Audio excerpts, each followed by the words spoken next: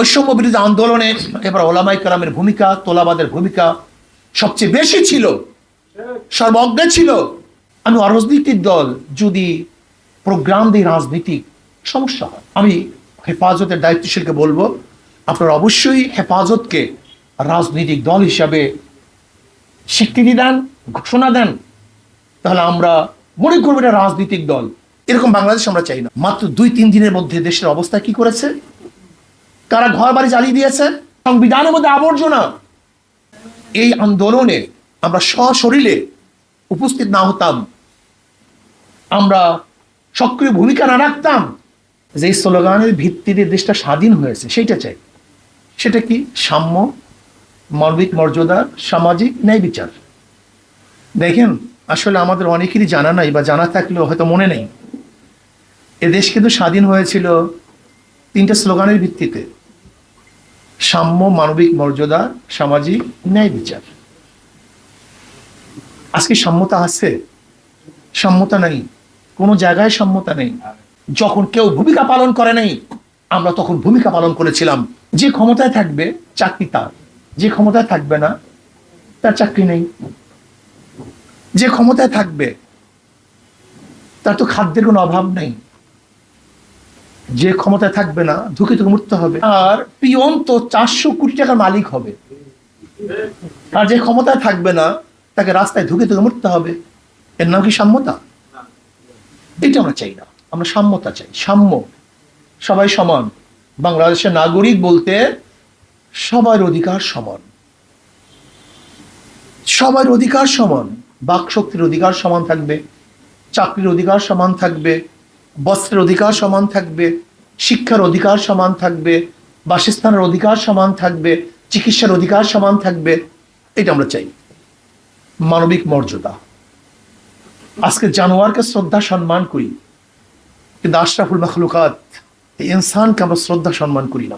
একজন মানুষ, সে কালো হোক, সুন্দর হোক, বংশী হোক, নন বংশী হোক, সে তো মানুষ, আশরাফুল মাখলুকাত। তাকে শ্রদ্ধা করা উচিত, সম্মান করা উচিত। কিন্তু না, আমরা কি দেখেছি? যারা জনগণের ভ্যাট এবং ট্যাক্সের পয়সায় চাকরি করেন, চাকরি, চাকুরগিরি, বুদ্ধিজীবী, আইনজীবী, আইন ব্যবসা করে যারা জীবিকা নির্বাহ করে তাকে বলা হয় আইনজীবী। আর যারা চাকরগিরি করে জীবিকা নির্বাহ করে তাকে বলা হয় চাকরিজীবী। চাকর, কিন্তু এদের মালিক কে? এটা তো চাকর, কিন্তু এদের মালিক কে? দেয় কে? জনগণ হলে এদের মালিক। জনগণ অর্থ পে করে, চাকররা গ্রহণ করে। অথচ উল্টা হয়ে গেছে, চাকররা মালিক হয়ে গেছে এবং যারা মালিক তাদেরকে চাকর বানিয়ে দিয়েছে। এরকম বাংলাদেশ আমরা চাই না। মানবিক মর্যাদা চাই। যে যেখানেই বসবেন না কেন অবশ্যই অন্যকে সম্মান করতে হবে, শ্রদ্ধা করতে হবে, মহাব্বত করতে হবে। আমাদেরকে অবশ্যই মনে রাখতে হবে, যারা সরকার চাকুরিজীবী তারা এদেশের মানুষের খেদমতের জন্য, সাহায্য সহযোগিতার জন্য বসেছেন। আধিপত্য বিচার বিস্তার করার জন্য, জুলুম অত্যাচার করার জন্য সেখানে বসেন নেই। এর জন্য আমরা মানবিক মর্যাদা চাই, সামাজিক ন্যায় বিচার চাই, সামাজিক ন্যায় বিচার। আজকে যারা ক্ষমতায় থাকবে, হাজারো খুন করলে তারা মুক্তি হয়ে যাবে, খোলা আকাশে নিচে ঘুরবে, আর আপনার দল করবেন না, তাহলে আপনাকে ধুকে ধুকে মরতে হবে, আয়নাঘরে থাকতে হবে। এরকম বিচার আমরা চাই না। সামাজিক বিচার চাই, যেখানে জনাবি মুহাম্মদ রাসূলুল্লাহ সাল্লাল্লাহু আলাইহি ওয়াসাল্লাম বলেছেন, আমার মেয়ে ফাতেমাও যদি চুরি করে আমি তার হাত কেটে দেব। এই বিচার আমরা চাই। কে মালিকের সন্তান, কে এমপির সন্তান, কে এমপি, কে মিনিস্টার, এটা আমাদের দেখার বিষয় নয়। আমরা সবাই মাজলুমের পক্ষে, জালেমের বিপক্ষে। যে অন্যায় করবে অন্যায়ের বিরুদ্ধে, যে ন্যায় করবে আমরা তার পক্ষে। কি আমার দল করে, কি আমার বিরোধী, এই ভেদাভেদ আমরা চাই না। আমরা চাই সবাই আমরা অন্যায়ের বিপক্ষে থাকবো, ন্যায়ের পক্ষে থাকবো। আর এইগুলি বাস্তবায়নের জন্য প্রয়োজন হলো নিজে পরিবর্তনের ভিত্তিতে সমাজকে পরিবর্তন করতে হবে। আমাদের শায়খ মুর্শিদ নব্বরাল্লাহু মারকাদাহু তিনি স্লোগান দিয়েছিলেন, শুধু নেতা নয়, নীতির পরিবর্তন চাই। শুধু নেতা নয়, নীতির পরিবর্তন চাই। স্পষ্ট বলবো, যদি ওসির চেয়ার পরিবর্তন হয় তার মাধ্যমে দুর্নীতি বন্ধ হবে না। যদি এসপির চেয়ার পরিবর্তন হয়, ডিসির চেয়ার পরিবর্তন হয়, সচিবের চেয়ার পরিবর্তন হয়, এই শুধু চেয়ার পরিবর্তন হলেই কোনোদিন দুর্নীতি মুক্ত দেশ দেখব না, যতক্ষণ পর্যন্ত ওই ডিসি সাহেব, এসপি সাহেব, ওসি সাহেবের চরিত্র এবং নীতির পরিবর্তন না হবে। নয়তো আমরা কি দেখেছি, ওসি তো বারবার পরিবর্তন হয়েছে, কিন্তু ঘুষ কি বন্ধ হয়েছে? এর কারণটা কি? ওসি পরিবর্তন হয়েছে, ঘুষ বন্ধ না হওয়ার কারণটা কি? সবাই ঘুষখোর ওসি, বিদায় ঘুষ পরিবর্তন হয়নি, শুধু চেয়ার পরিবর্তন হয়েছে। বহুত সরকার আমরা দেখেছি, কিন্তু দুর্নীতি কি বন্ধ হয়েছে? কারণটা কি? এক সরকার যাওয়ার পরে আর এক সরকার, সেও দুর্নীতিবাজ, এর জন্য দুর্নীতি বন্ধ হয়নি। আপনারা কি দেখেছেন 5ই আগস্ট নতুন স্বাধীনতা পাওয়ার পরে মাত্র 2-3 দিনের মধ্যে দেশের অবস্থা কি করেছে? কারা ঘর বাড়ি জ্বালিয়ে দিয়েছে, কারা চুরি করেছে, কারা ডাকাতি করেছে, কারা সমস্ত সম্পত্তি দখল করেছে, ঘাটগুলি দখল করেছে।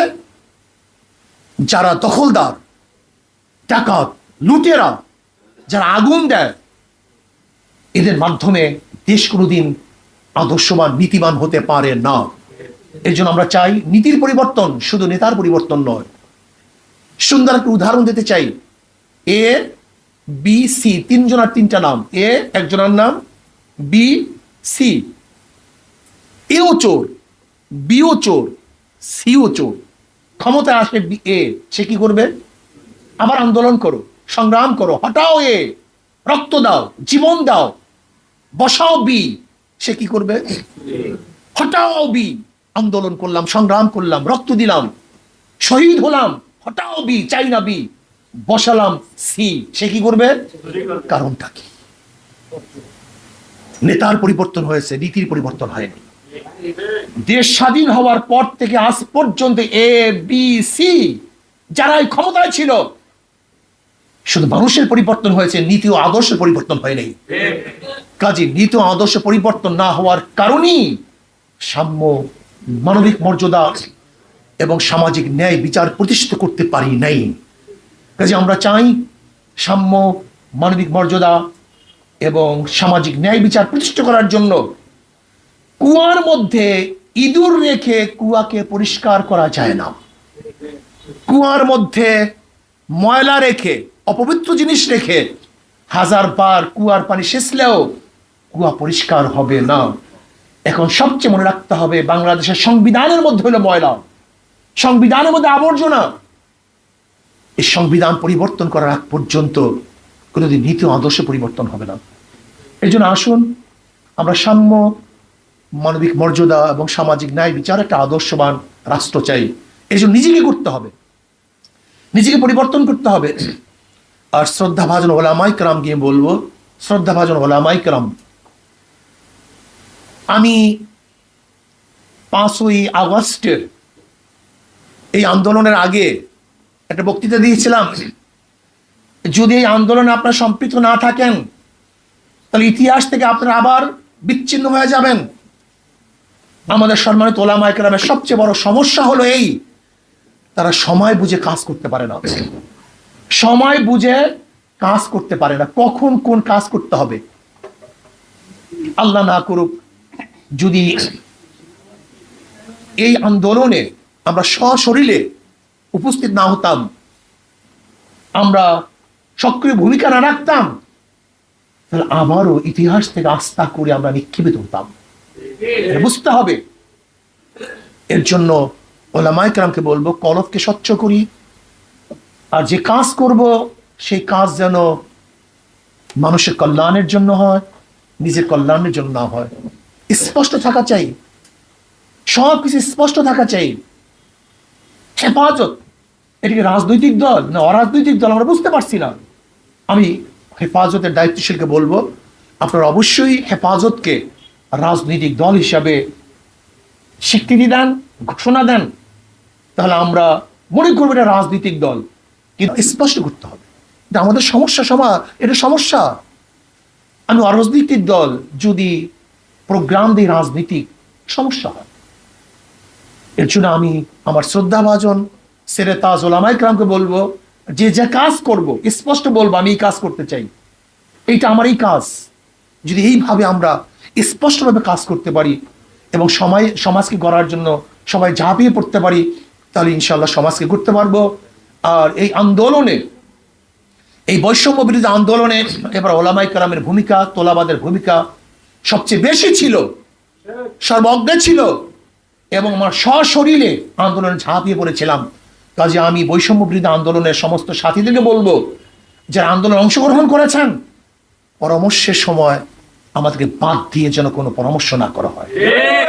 আর একটা কথা মনে রাখতে হবে, এই আন্দোলন শুধু ছাত্ররাই অংশগ্রহণ করে নাই।